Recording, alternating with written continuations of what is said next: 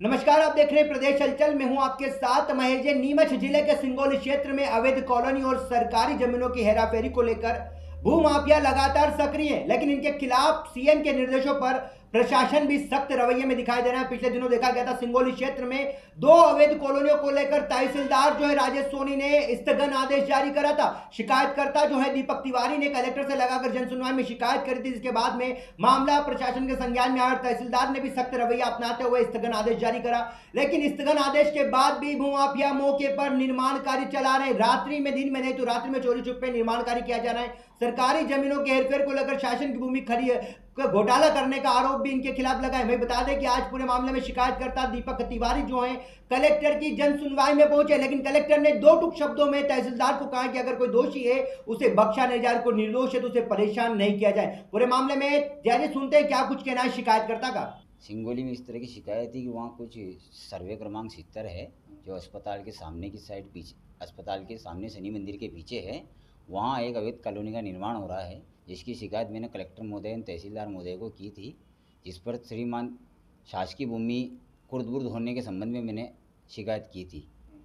उक्त शिकायत में तहसीलदार सिंगोली द्वारा स्थगन जारी किया गया है एवं स्थगन के बावजूद भी वहाँ जो कॉलोनाइजर एवं कॉलोनी काटने वाले जो है उन्होंने उस स्थगन की अवहेलना की है और रात दिन वहाँ निर्माण कार्य चालू कर रखा है और कुछ शासकीय भूमि भी उनके द्वारा प्लाटिंग कर बेची गई है।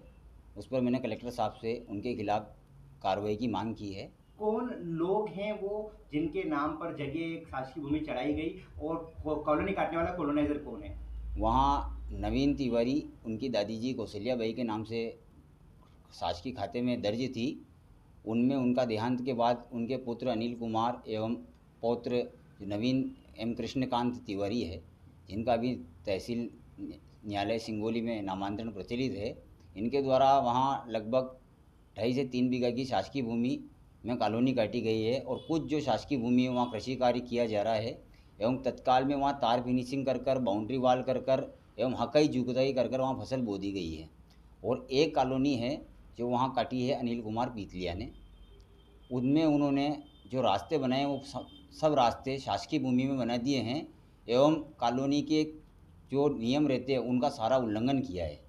और कुछ 2.5 बीघा जो हाई कोर्ट के डायरेक्शन से सीमांकन हुआ था, उस सीमांकन के आधार पर वहाँ शासकीय भूमि निकाली है और जो 2021 में सुरेश जी निर्माण आ रही थे उन्होंने जो सीमांकन किया शासकीय भूमि निकाली है, आज वह स्थिति वहाँ नहीं है। आज वहाँ कुछ खाते लेकर खरीद कर वहाँ सेट कर दिए गए हैं एवं नक्शे में तरमीम नहीं होने से इसका फ़ायदा उठाकर रात दिन वो खाते लेकर वहाँ सेट कर उन्हीं लोगों के नाम से जो इनसे खाते खरीदते हैं उन्हीं से उन क्रेताओं की रजिस्ट्री करवा कर क्रेता की रजिस्ट्री करवा देते हैं। वो वहाँ से कितने रुपए की जमीन होगी और अभी मौके पर वो लगभग क्या है? आज की तारीख में 1000 रुपये स्क्वायर फीट की ज़मीन है और वहाँ बिक रही हैं 1000 रुपये स्क्वायर फीट में।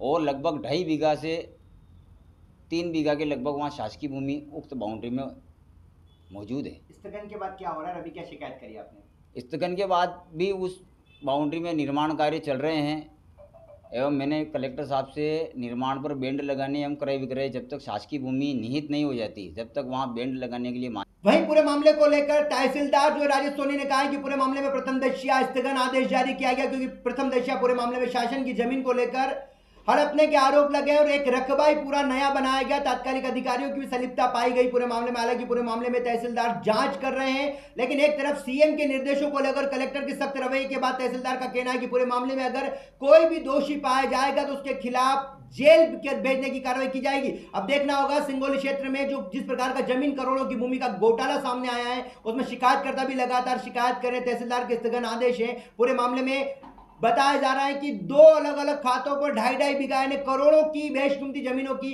हेराफेर का खेल खेला गया। वही जमीनों को लेकर अवैध कॉलोनी काटते हुए सरकारी जमीनों को भी बेचने का खेल खेला गया। अब देखना होगा इन माफियाओं के खिलाफ क्या कार्रवाई देखने को मिलती है। सिंगोली तहसील में जो सर्वे नंबर 70 है उसमें शासकीय भूमि भी है और निजी भूमि भी है। सर्वे नंबर 70 में शिकायत प्राप्त हुई थी, वो टीएल में भी श्रीमान कलेक्टर महोदय के द्वारा लेकर के जांच के लिए भेजा गया है। उसमें प्रथम दृष्टया ये पाया गया है कि 70 नंबर में शासकीय भूमियों की खरीद फरोख्त तो हुई है और शासकीय भूमियों को निजी भूमि बता करके बेचा गया है। इसमें कुछ रकबा भी पिछले जो कर्मचारी थे उन्होंने कुछ साँठ गाँठ करके 70 नंबर के जो निजी भूमि के मालिक थे उनसे मिल करके शासकीय रकबा भी अलग अलग नंबरों में बढ़ाया है, ऐसा प्रथम दृष्टया जांच में पाया गया है। उसकी पूरी जांच करके और जिन लोगों ने निर्माण कार्य किया है और निर्माण कार्य रोकने के लिए मैंने स्टे जारी किया है, उसमें अगर निर्माण कार्य जारी रहता तो उनके विरुद्ध कंटेम्प्ट की कार्रवाई करके न्यायालय की अवमानना के तहत जेल की कार्रवाई की जाएगी। बिल्कुल, कंटेम्प्ट अगर होता है, कंटेम्प्ट बनता है तो जेल की भी कार्रवाई होगी अथवा जुर्माने की कार्रवाई होगी। जो भी प्रावधान होगा धाराओं में वो पूरी कार्रवाई की जाएगी।